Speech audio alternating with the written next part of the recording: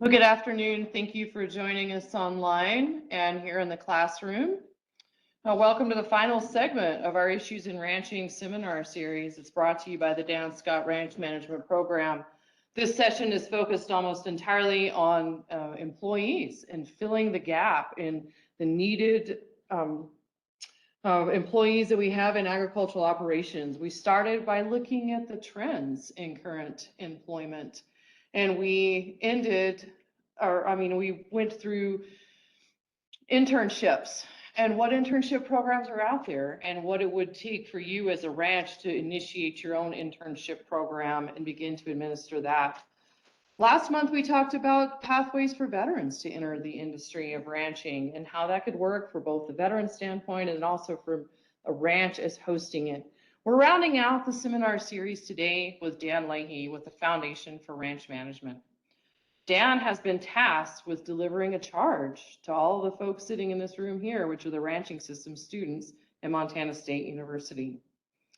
And as delivering a charge to the students, what his job is going to be is to tell those students what is needed as far as the skills, the experience, and the education to set themselves up to be successful as future ranch managers. So it's not going to be an easy task for him to do, but he's going to talk about multiple different aspects of the ranching industry and how it is changing so much and so rapidly, what the demographics of the new ranch owner looks like, and what that ranch owner is seeking in a new manager. And so with that, I will introduce Dan, but I do want to remind everyone, especially those attendees who are online, you'll be muted for the duration of the presentation, but if you have a question or a comment, please put that in the chat box and we'll address that as quickly as we can in the question and answer section as Dan gets to that within the presentation. Dan doesn't have a slideshow, so there is a handout that is actually on the back counter, Connor, right behind you, if you would pass those out to folks here who are in attendance. And then I will post a link to that handout in the chat box so that all the folks who are joining online have access to that resource as well. I'll do that in just a moment.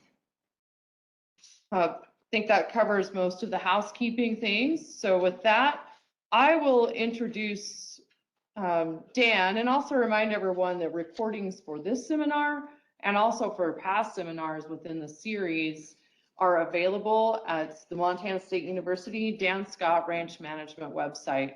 Just go to MSU, search Dan Scott, and then click on seminars and symposia, and the link to each of the recordings will be found there. So with that, I'll introduce today's speaker. Dan Leahy has worked in resource management since 2005, beginning with mineral exploration projects in Alaska and the lower 48 states. He eventually specialized in ranches. Dan has personally managed 4 ranches in Oregon, California, Texas, and Wyoming. His consulting clients now include numerous confidential investment ranch owners, and in 2018, he established the Foundation for Ranch Management, specifically to research the phenomenon of professional ranch management in the Western U.S. As part of that foundation, some 80+ professional ranch managers have contributed to his research through interviews and questions to find out what is needed in the industry and what has made them successful in managing their ranch. So some of the ranch managers who have contributed to this body of knowledge lead ranches, including the Roaring Springs Ranch, the Wine Cup Gamble Ranch, the IX Ranch, and the Little Ginny Ranch. So with that, I will turn the presentation over to Dan, and again, I'll post that handout so that everyone has access to it online.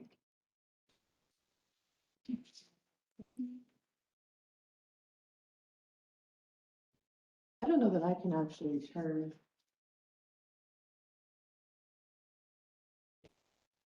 Okay, I'll let you work on that. Thanks, Rachel. I appreciate it. Rachel and I first started talking a few months ago about this opportunity. And in the process, in our conversations, we came up with a list of questions or topics, you might say. And I'm going to give those to you now, and then we'll work our way through them. So this is, I'm hoping, is kind of a workshop presentation. I'm open to being interrupted with questions. Although I do promise to leave as much time at the end as possible for questions as well. We're we're going to go through these topics so that you know what's coming, kind of the 3-point sermon. You tell them what you're going to tell them, then you tell them, then you told them what you're going to tell them. So we'll proceed with that. The topics that we decided to address today include the importance of a good ranch manager for the future of the industry, who is hiring ranch managers and what are their priorities, the professional ranch manager that is needed by the industry, pathway to ranch management and the commitment required, essential skills and personal attributes of a successful ranch manager. Now, please keep in mind that this is from my personal perspective, of course, from my experience. This is a very diverse and varied industry. It is geographically dispersed. It is made up of owners and operators of all types in different regions geographically, even nationally in some cases. With the advent of the internet, we now can converse with ranchers all over the world. So it's really a unique time, much different than when I started.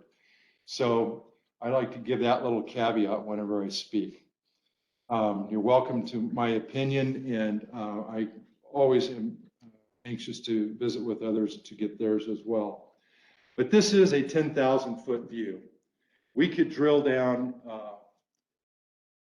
for hours on each of these topics, but I just want to hit each one of them briefly. It's my intent to give you food for thought, maybe a little bit of inspiration, and maybe a little bit of, I don't know, maybe some good conversations will come out of this as a result. I thought too, I would start with a role reversal, an analogy, if you will. When I started, when I was your age in school, I was told when working with young horses, well, Dan, every horse is a $5,000 horse. And it took me a couple of years to figure out what that really meant. So it doesn't really matter if you can find a good colt for $200 or a good colt for $1,000. Every horse is a $5,000 horse. And with the way the horse industry is today, every horse is a $20,000 horse. Or as a friend of mine, a guy who used to work for me, who had the honor of teaching Harrison Ford how to ride a horse, he said, well, Harrison, he said, how do you want this to go? I mean, what's your goal here? And he says, well, I want to ride like a guy in the movies, perfectly, right? And he goes, okay, we can do that. He says, my time will cost you about $2,500 and the horse will cost you $50. And I think that's a really apt comment about how we should go about thinking about big, complex things with high level of expectation. You want to learn to ride like they do in the movies, then you're going to need a $50,000 horse to teach you to ride that way. And that horse, even though he was a promising young thing at $2,000, is going to take 7 years. And during that 7 years, we have this little pesky thing called risk. Number one, you start feeding that horse from day one, right? The day you buy it. And every day that goes by, we have exposure to risk. And that day can either be a good day when we made progress, or it can be a disastrous day. Now, I'm not calling you all horses. I'm just saying it's an apt parallel here. What we are always doing when we set out to accomplish a big goal is taking a risk. And the only way we can deal with that effectively is to break it down and look at it, its components, what are the drivers, what's really at work here. And only then do we have the option of reducing that risk and obtaining our goals.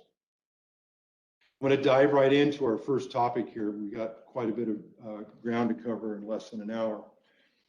The importance of a good ranch manager for the future of the industry. This can be debated, but if you look at the raw numbers alone and you look at the phenomenon that happened 2 years ago, specifically in Montana, the current decade, there are $1.5 trillion of Western ranches that could change ownership. That's in a 10-year period. $1.5 trillion. Now, again, we can argue about that number, but the basic numbers are there to support that. 90% of these ranches, as they change hands, will be owned by investors, not by generational families. Now, I'm not happy about this, and I've said this many times. I'm not here to debate the fact. It's just a fact. And this is going to speak directly to this concept of the professional manager. There are essentially two types of feedstock for our management field that we have in front of us. And we're going to talk about that again. We have that person who was raised on a ranch, so they have a lot of experience. We have the person who was not raised on a ranch, so they're looking for knowledge and experience. We're going to talk about how that plays into this scenario. But these 90% of ranch owners who are investors have a variety of motivations. They have as a motivation their bona fide commercial production. So many of them are intent upon being a profitable rancher. In many cases, it is a last store or resort of wealth and appreciation. So it's a true financial play. They're going to get some of their return from appreciation. It's up to the market. And then we also have what we know, those soft things, those subjective elements that figure into the purchase of a ranch. Now, I'm talking about discretionary money here, okay? I'm not referring to dollars that the buyer cannot afford to lose. This is a discretionary investment. And as you work through your program here at MSU and you add to your skill bank, your knowledge bank, that will become more and more important to you. That'll become more and more meaningful to you. Because as a professional, you must understand the motivations of your client. It's absolutely important. But also amongst these motivations are the very real promise of quality and authenticity, okay? If you are an individual who made your money on the East Coast and you're moving west and you're in love with the idea of buying a ranch and you hope it makes money, that is not a rare scenario anymore, okay? Those people are not dudes anymore. They're legitimate investors, and their neighbors are your parents or your uncle or your other people in your community who are fifth generation ranchers. It's no longer an anomaly. And then one of my favorite motivations for buying a ranch with discretionary dollars, because it's going to come up regardless, is the male psyche eventually seeks reconciliation in nature. Now, before I get in trouble, let me clarify something. I'm talking about the male psyche because they buy well over 90% of the ranches. And number two, I raised 5 boys and no girls. So I'm not qualified to talk about what motivates a female to buy a ranch. But this point about the male psyche and what drives their desire to own a ranch out west is not just a sentiment, okay? Because in the same way, the entire population is fascinated with your lifestyle. Fascinated. So much so that there are portions of our population who won't even take it from you. This is important to understand that there is a legitimate and a delegitimate side to every human endeavor. You need to go into this as a profession with your eyes wide open, because you'll have the good parts of the job and you'll have the taxing parts of the job. And I'm not going to stand up here and apologize to you that a lot of the taxations that you're going to deal with, the challenges of the professional, are not political. They absolutely are. But those desires are going to be satisfied one way or the other because those individuals can afford it and they're going to buy it, and then they're now your neighbor and perhaps your employer. Doesn't go without saying that these are complex assets. In fact, appraisers, bankers, and such will refer to these as an asset class in the complex asset class at that. It has a lot of factors that are going to compete for the profitability and the return on this asset. And it requires a sophisticated manager to succeed at that. Private property is the framework of the United States, and it must be defended. I'm going to read you a quote from Todd Wilkinson, the new current incoming president of the NCBA. I talked to Todd at Oregon Cattlemen's just a few weeks ago and have been in contact with him by email since. And he's very keen on this idea of youth in agriculture. He is very upset about the fact the negative effects that COVID lockdowns had on all education, but he's particularly upset about what it had for the results it had on the leadership of individuals in the agricultural segment. He said, we have many challenges facing the industry, not the least of which is some in the government who want to put us out of business. Developing future leaders and working to protect and fight back against these that want to take our rights away is a focus of my administration while at NCBA. Todd is a producer in South Dakota. He knows what he's talking about. One other importance of good ranch managers for the future of the industry: food security.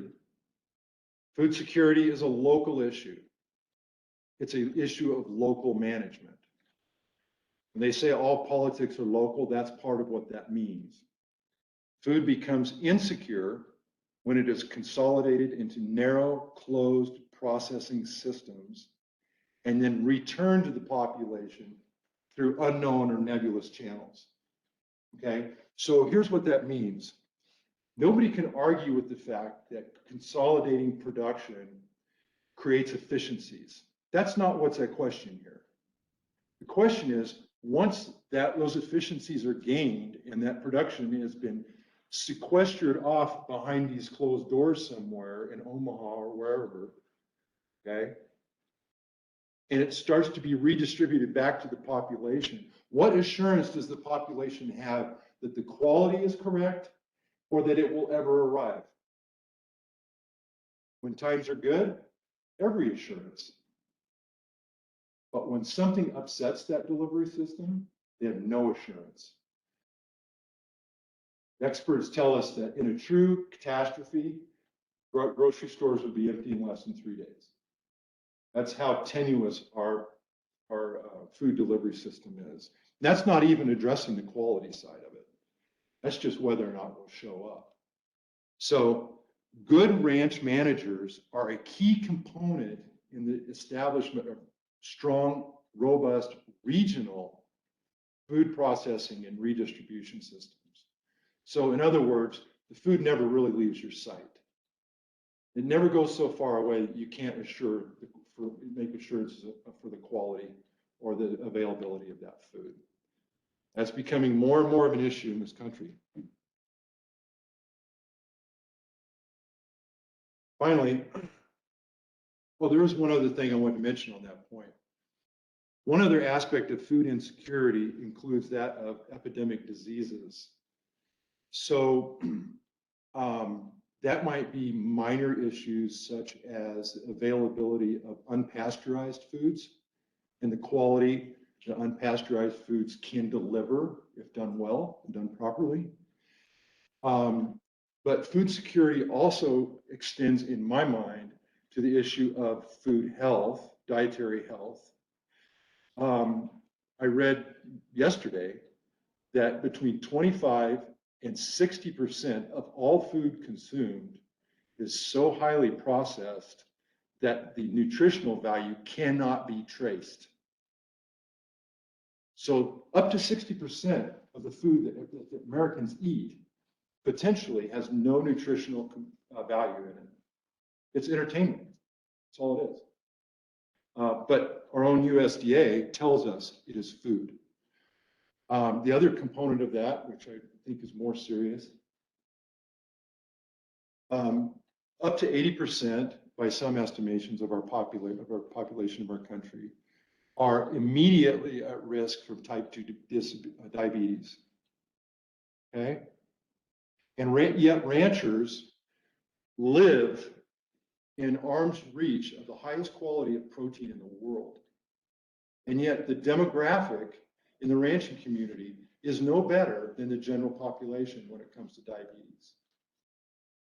So as a leader, as a manager in this industry, these are the types of issues that are of import that you need to be aware of as you're setting out, because eventually they're going to become an issue in your community. And as a professional ranch manager, somebody's going to knock on your door and ask for an answer to some or all of these questions.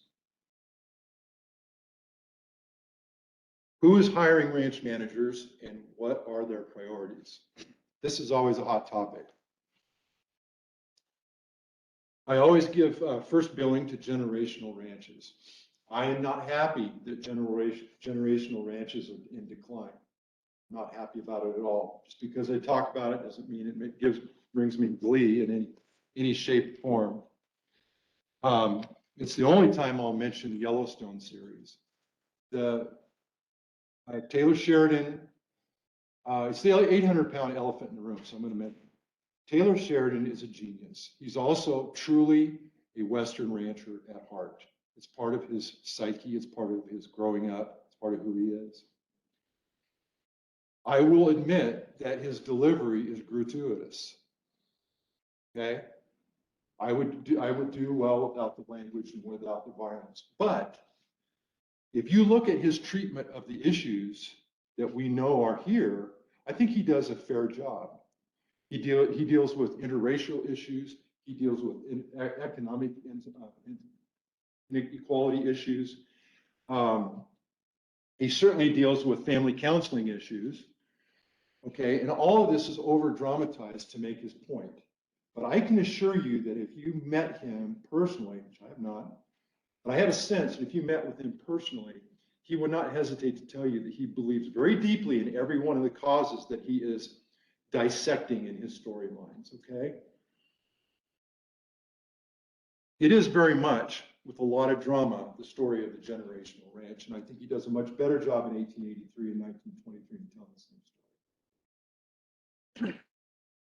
The fact of the matter is that the average age of the generational ranch owner is quickly approaching 70 years of age. It's just a fact. And we don't have the replacement seed stock in young folks like yourself who are staying on those family ranches. There's a lot of reasons for it. We could go into them really deep here, but we're going to just leave it at that for now. I will say that generational ranches will continue to have a very positive impact on the industry for a long time because they'll still be the neighbors of those investor ranchers, and they have a chance to influence them positively. Corporations are increasingly owners of ranches. Stepping out of ranches for just a moment, going over to farming, Bill Gates would be the most high-profile example of that. Come back to ranching, and we have plenty of high-profile ranching. We have the Koch Industries, for instance, is one example of a corporate ranching operation, as well as Simplot, and there are others. One of my favorites is AgriBeef, Oregon-based and Washington-based company, which I think is doing a much better job at monitoring the scale of their operations so that they don't lose track of quality of the product. Non-governmental organizations such as the Nature Conservancy. Nature Conservancy is not the only one. It's one of them. It's one of the most high profile. Non-governmental agencies are not going to go away.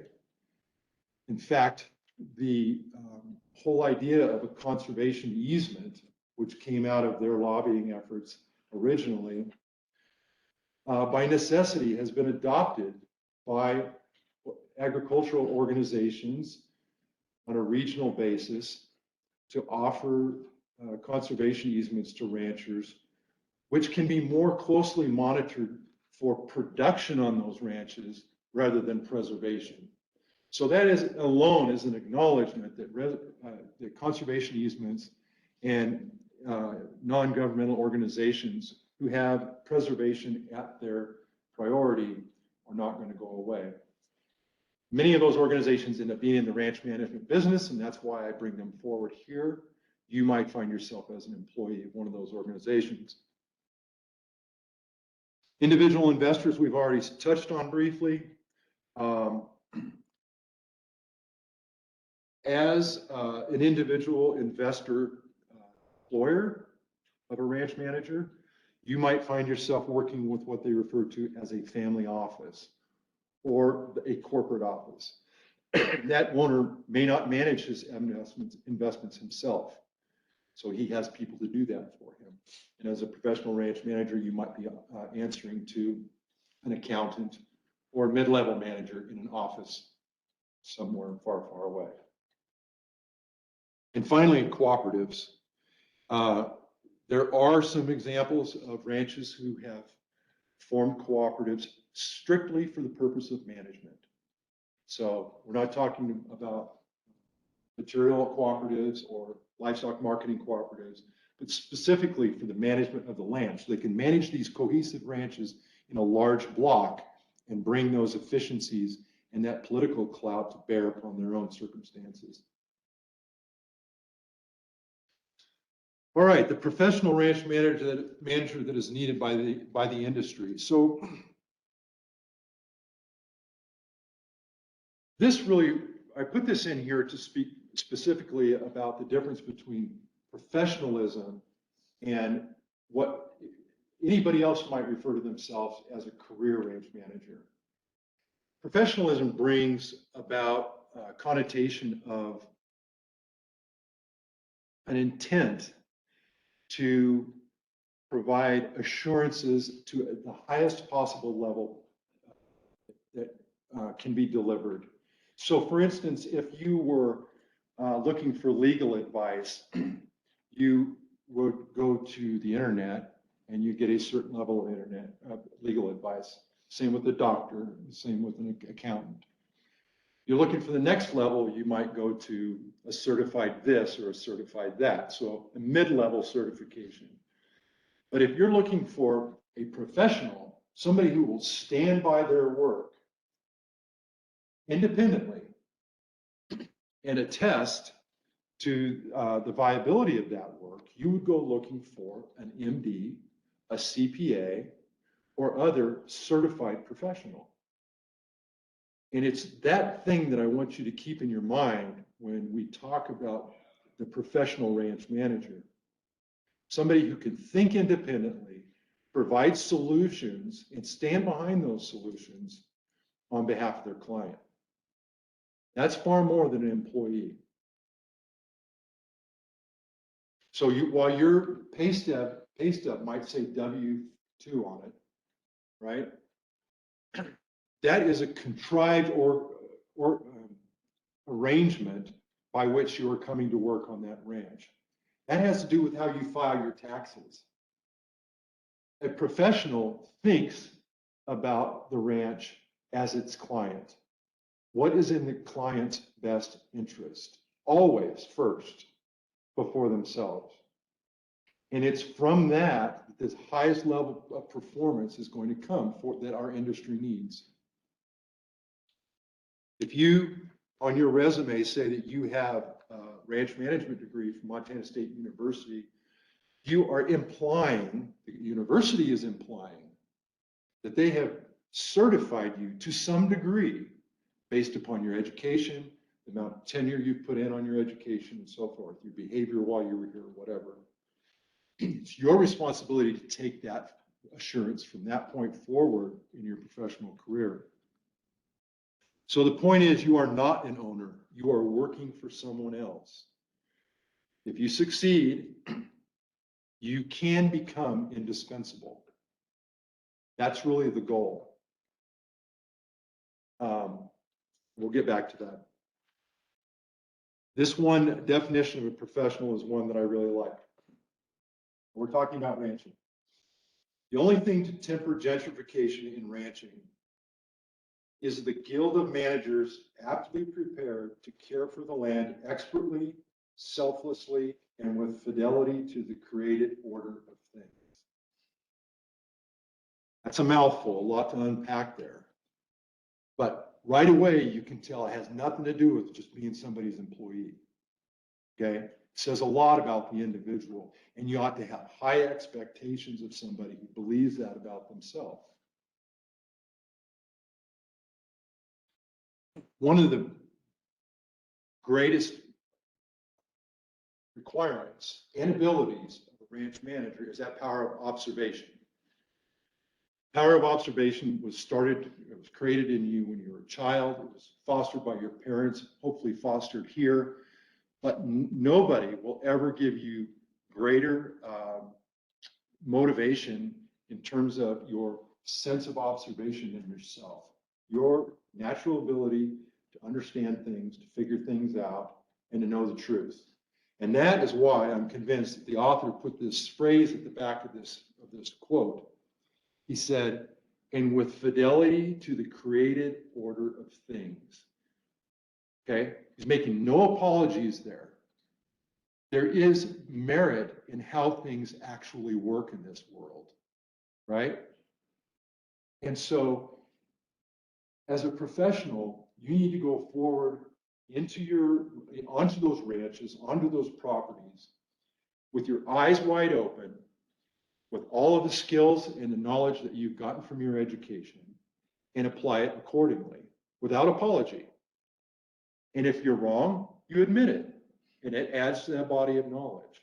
But that's what a professional does. And right away, as we turn the page here on my notes, you're going to see that there's one thing well, two things. They're kind of the same.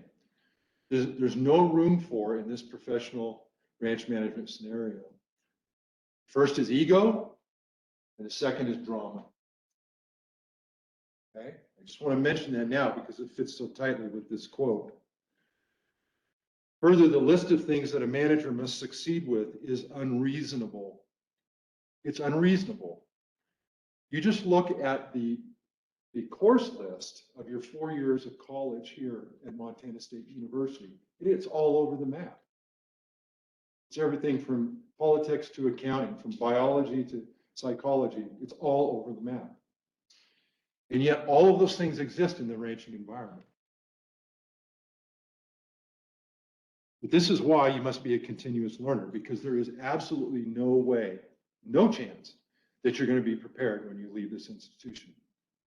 So the only option that any of us have is to continue to learn every single day as we go forward.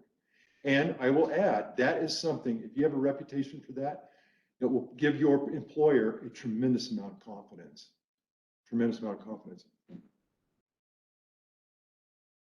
And finally, in this segment, a ranch manager may or may not be a cowboy. And I think that most of you have probably heard this because we see enough documentaries on YouTube now, interviews of ranch managers and so forth. I've certainly seen it more than once. Ranch manager who's being interviewed about his position, her position. And they say, you know, I don't know how they get there. Did you always dream of being a cowboy? But they'll say, you know what? I'm about as far from a cowboy as you can imagine. And what they're referring to is they have arrived at a point where they've got their mind around the enormity of their responsibilities. Okay? So, yes, they know exactly how many cattle they have. They know exactly what their loss rate was. They know exactly what all these very important things are on this ranch. They also know that they have to drive 6 hours next week, probably through a snowstorm, to give testimony at the state legislature on ranching issues. Now, if your employer never appreciates that about your job, and you do it anyway, you're a professional. Okay? You bet. How do you, as a young person, manage your expectations on what you think you're qualified or what school is qualified? Okay, so the question was, how do you manage as a student, As a young person getting into or a young person getting into the industry, how do you manage your own expectations about what you think your capabilities are versus how other people perceive you? Okay, good question. There is no substitute for time, and probably one of the most important things that you possess is patience. Okay. I will also add qualification that being understood is a luxury. It's not guaranteed in this world. I've raised 5 boys. The number of times I have seen them stand in silence, but their cheeks are red and they're livid because they've been misunderstood, I can't even count. I did it myself when I was their age. And it doesn't really go away. It's a luxury that we would all like to have. There are going to be times when we are misunderstood and we don't get a chance to explain ourselves, or we don't get a chance to demonstrate that I could have done that, right? Or I was doing that, I got interrupted. Any number of scenarios will result in that frustration that you're talking about, right?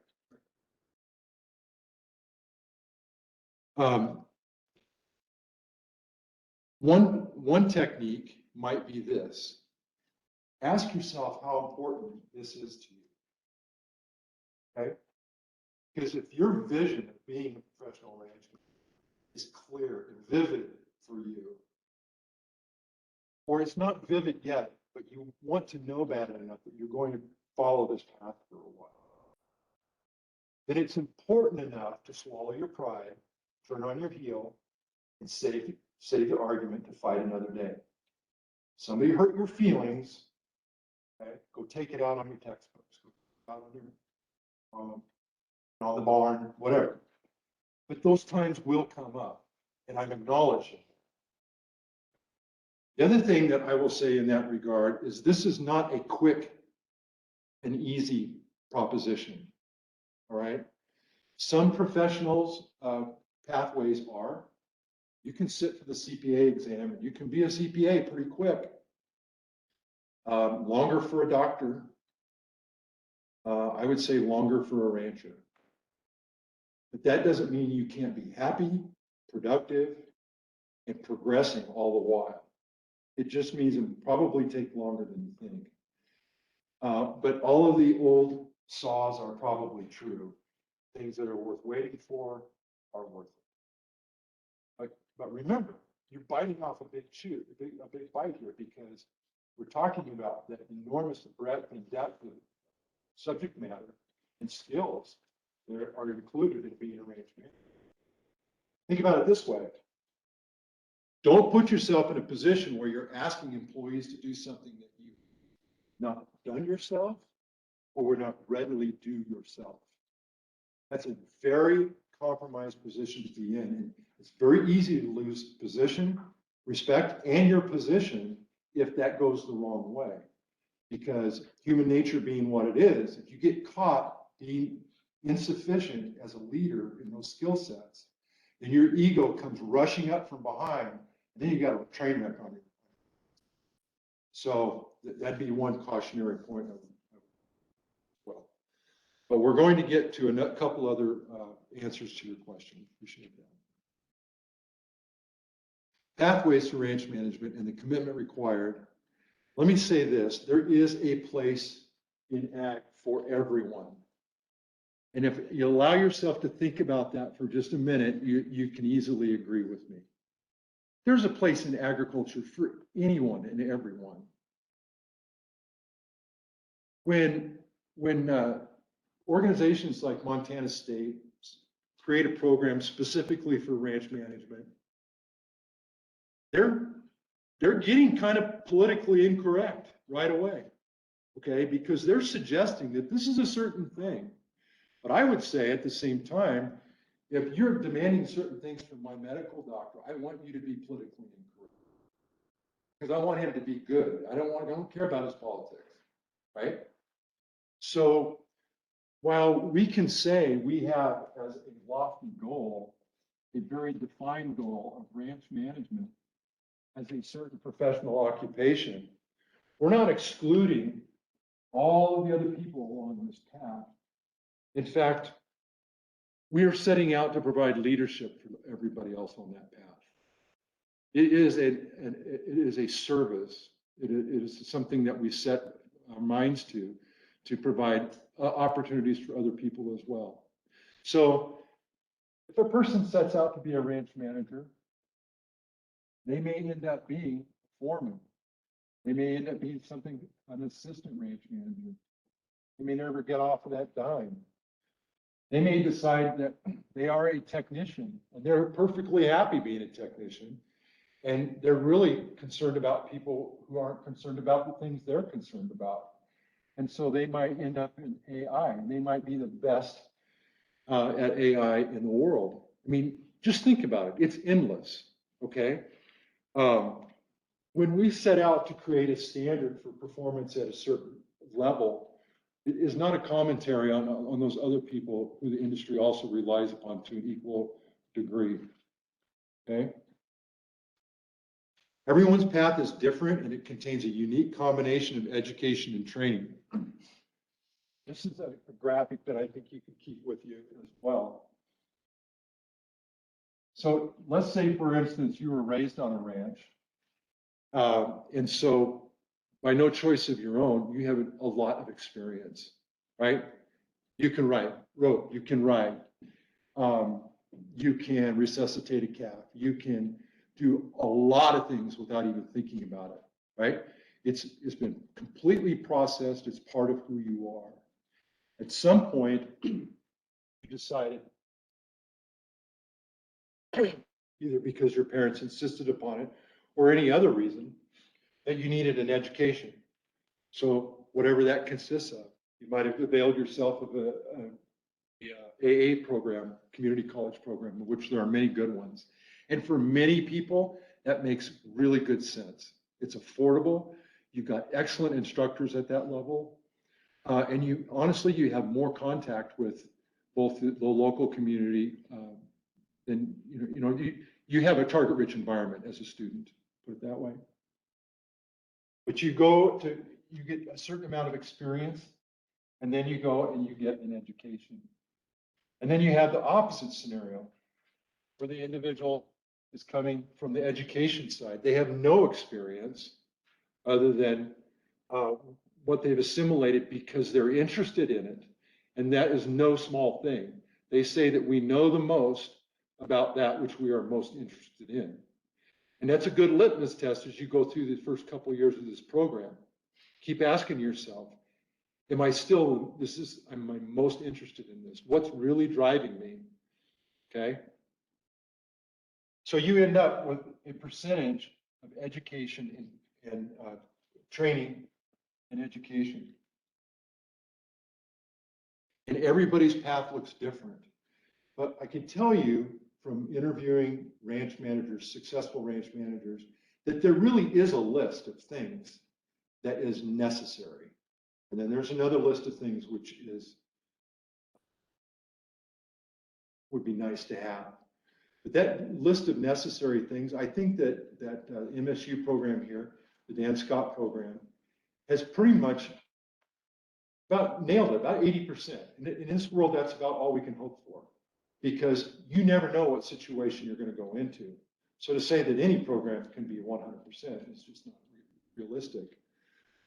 But those curriculums have been refined, and particularly in the last, I would say, 8 to 10 years, refined tremendously. And so I think that what you see on those class schedules, you can believe you will use at least 80% of everything that you find in this program.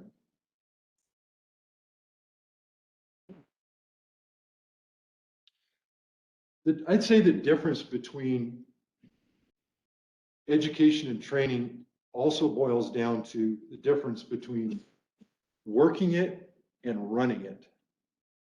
Some days you're going to work the ranch, kind of go through the motions, because there's a lot of rote work that has to be done. Animals still have to be fed, Water has to be checked, so on and so forth. And then there's days when you're going to work it or when you're going to run it. The difference being that every business has drivers. What are those key indicators that account for its success or failure, right? And on the days that you are running the ranch, you have seen an opportunity to run up behind one of your drivers and give it a good shove, okay? That means you're not doing, it's 4 o'clock and I'm not feeding calves. That's because I'm running the ranch right now. Those cows will be fine until 5 o'clock. But the person who never does anything but run the ranch, that's okay. But they're not a professional ranch manager. Ranch manager works the ranch or runs the ranch. Getting my things mixed up. They actually run the ranch. They make it work according to those profit drivers. That's the key. If I had somebody ask me just today, what if your new owner does not have a profit motive or you can't find their profit motive? In other words, there's so many other things going on the ranch, whether it's recreation or whether it's conservation activity or whatever, that you're really not sure what their profit motive is. I can tell you, as somebody who runs the ranch, that should always be your consideration, okay? Don't find yourself in a position of assuming that they weren't all that interested in being profitable on the day that they come and ask you why you're not making a profit. What are you going to tell them? Okay? That's the definition of a professional, because they never lost sight of that. Okay? If you know that the profit is not coming in the calf crop this year or the barley crop or whatever, the profit is not coming this year, a professional beats that truth to the gap. They are the first to report that, right? Why? Because rich people don't like surprises any more than poor people do. In fact, they probably like them less. So if you are interested in keeping your job and you do see yourself as a professional, you deliver bad news in person and good news by telephone. So that profit motive can work both ways. Yes, there are more ways that some ranch owners look at a return that they get from their ranch, but at the end of the day, the numbers do matter, and so you want to make sure that you are developing profitable scenarios for your owners all the time. It should be a tireless activity of yours. That should always be your goal.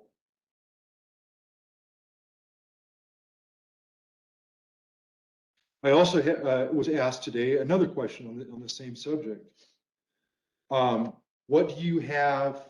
What do you do in a situation where the profit motive is possible? Profit is possible with a certain amount of investment, but the investment is not forthcoming. So you don't get to pull the trigger. You've made the business plan proposition. You think it will work, but the decision to invest in that is not coming. And I'll make it even more interesting. Sometimes they might not even bother to tell you. The owner might not even bother to tell you that they're not going to do it. They just leave you guessing. It puts you in an awkward position because do I badger this person about this investment or do I just let it go? All right. All of those are responsibilities of a professional. A professional will learn over time how to handle those difficult conversations. It's been done before, both in ranching and certainly in other segments of the economy. And you will learn how to have those difficult conversations because it's necessary. One of the things that we are observing in professional ranch management is the ascendancy of people who have succeeded at other things, and they're bringing those skill sets to ranching. And one of them is military service. Okay, we're seeing certain individuals who spent time in active duty service, put in their time, and have been called into a career in ranch management. And what I think is interesting about that is the advantage that they have. One of the things that you learn in the military is this: I will do what I can with what I have. I will do what I can with what I have. Notice two things. Number one, that is said in the first person. It's an oath. So he's making a promise to those people he's protecting that he will do what he can with what he has. And there's really no out. There's no off ramp from that commitment. So they will keep trying and keep trying and keep trying. So somebody taps them on the shoulder and says, "You're relieved." That's a level of commitment that we see dramatized in ranching movies and scenarios like that. But it's very real. And oftentimes that's the level of commitment that it requires. Finally, the essential skills and personal attributes of a successful ranch manager. I'm going to make a couple of comments about management in general and a couple of comments about management in the context of the ranch. The number one job of a manager is to deal with ambiguity, with uncertainty.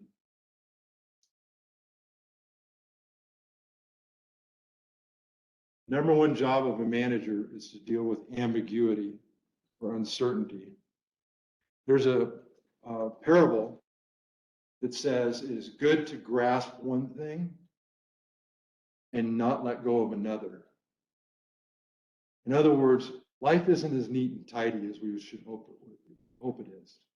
And one of the things that you will gladly shed from your youth is your idealism. Things don't fit in nice, neat packages, okay?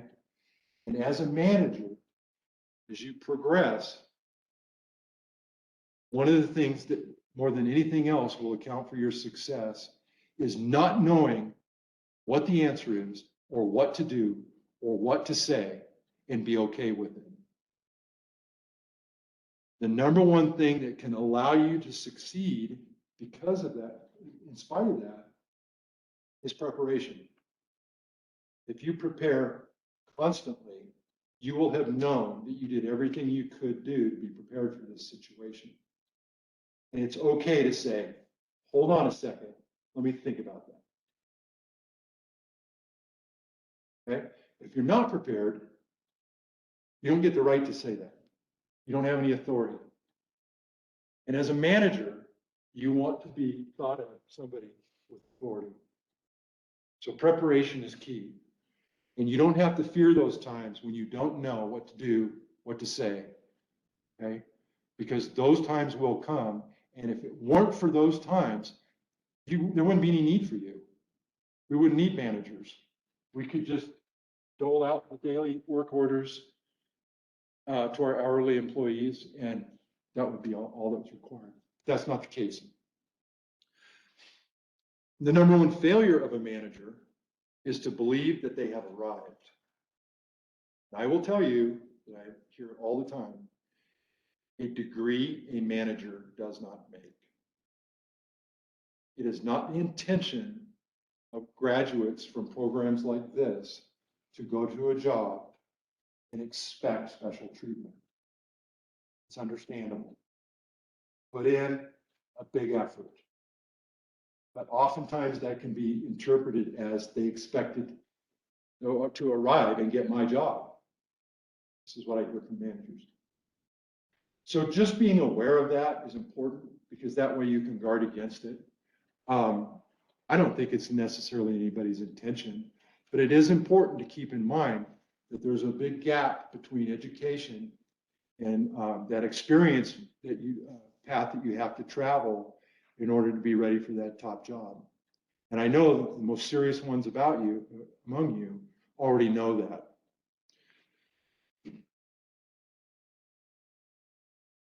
Probably the most important thing I feel I can share with you today. Chart your apprenticeship and know your worth. Do not confuse apprenticeships with internships. Internships are short duration experiences. An apprenticeship is a real thing. It was started in the Middle Ages. It's been around for hundreds and hundreds of years. Okay? One individual would indenture himself, or his parents would enslave that person, to a master, and he would spend years learning a trade. He would be indentured to that person until he paid off that education. Okay? That's the level of commitment that I'm talking about right here. But this is a new time. What I would encourage you to do is take charge of your own apprenticeship.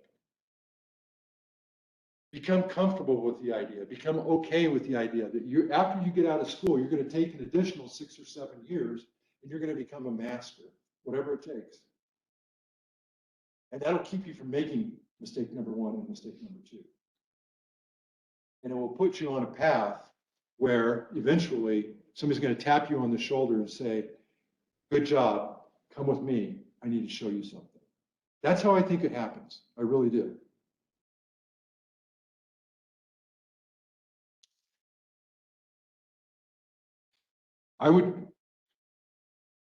I'm borrowing somebody else's words here when I'm going to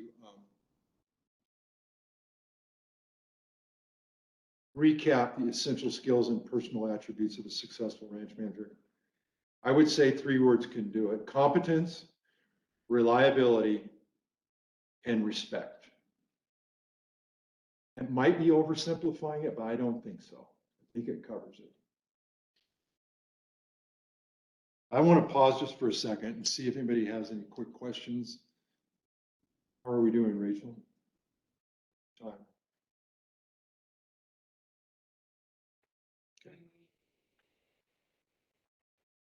Okay.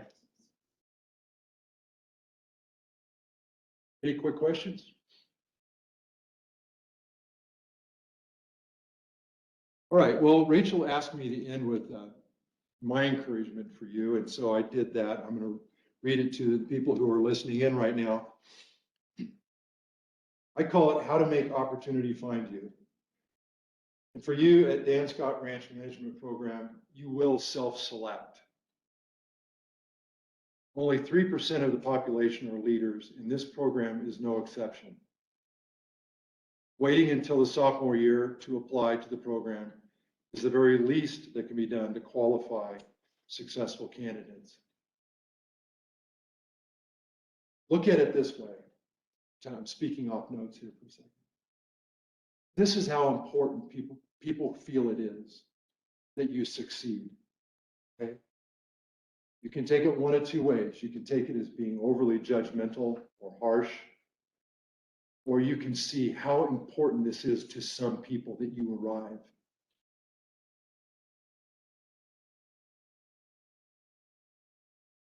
Ultimately, it is up to you. Get out of the habit of looking for a job. Become a person of value by taking advantage of every learning opportunity and by solving problems. And after a few years, opportunity will find you. That's my encouragement to you. Thanks.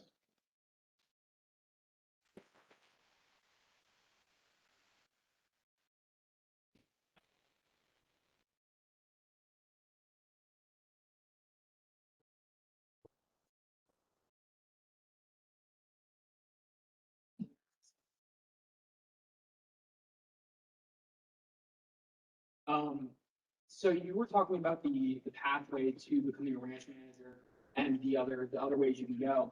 Do you think more ranches should be offering things like internships and apprenticeships than currently are? Because it seems like in the society of ranching, like in culture, there's it seems to shun people who want to come into the industry with no experience. But do you think that should change in order to create more people wanting, or like more people going down that line of going towards management? Right. So it's important, and forgive me because I often forget you folks are really just starting, and sometimes I forget. One of the things at play here is the times in which we live. You know, and I encourage you as a spend more time talking about this amongst yourself and sharing an example. We have 44,000 family ranches in the United States. None of that suggests the kind of self-awareness that you just talked about. Okay? Those family ranches are not self-aware. They really aren't. They have traveled a path which is very backwards looking. Okay? They are in existence because of their heritage. It's entirely appropriate, their perspective. But current events are overcoming that as a financial model. It's just a fact. I don't take any satisfaction in it, right? The folks that gave the original seed money for this program know that unless this happens, okay, the industry is going to suffer tremendously without any experts to run it. There's some crossovers too. I talked earlier today about some generational ranchers who are attorneys, they are accountants, they are professionals in their own right. In addition to the ranches that they own and run, those are the people, though they started banks, like First Interstate Bank. Those are the people that know there is a new, not level of sophistication, a new type of sophistication. It's not a slight, it's not a criticism.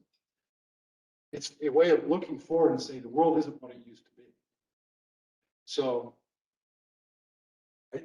that's how I would answer your question.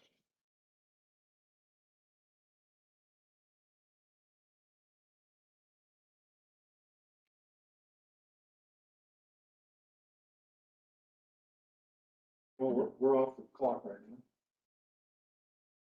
Yeah, I'm gonna stop the recording.